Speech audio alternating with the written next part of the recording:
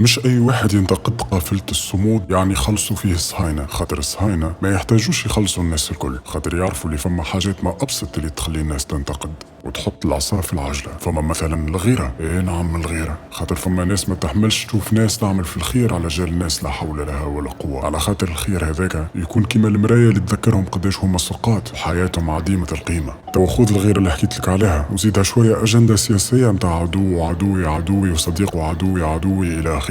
خلينا نتفرجوا مع بعضنا في الحبايب فاش يحكي. انت تحب تخدم بالقافله دي، عندك اطراح داخل مصر اي سياسيه تحب توظف القافله دي هنا تولي. انا شخصيا ما عادش نتعاطف، سامحوني انا اسحب تعاطفي. السيد مسكين ماهوش فاهم اللي تعاطف نتاعو معنا ما ندبوا بيه. بلغة أخرى يتعاطف ولا يده في يد قيس سعيد، خاطر لليوم 14 جوان باقي وانا نفلي في صفحات رئاسة الجمهورية وقيس سعيد وزارة الخارجية، وباقي كلمة لا على قافلة الصمود. باش نعرفوا موقف رئيسنا يكفي نسمعوا طحانت ولا كلاب وحاشا الكلاب فاش يحكيو. المهم أصدقائي صديقاتي، رأيي الشخصي سهل برشا. أنا نمن اللي في تاريخ تونس الحديث صاروا كان 3 حاجات يخليوني كتونسي نحب البلاد هذه، وواحد فيها ومعها التو. اولا سويعتين استقلال، خاطر بعد فسدوا علينا بورقيبه وبعد الزين. وثانيا درجين ثوره، خاطر بعد فسدوها علينا النهضه وتوا قيس سعيد. وثالث حاجه هي قافله الصمود اللي مش باش ينجم يفسدها علينا حتى حد باذن الله.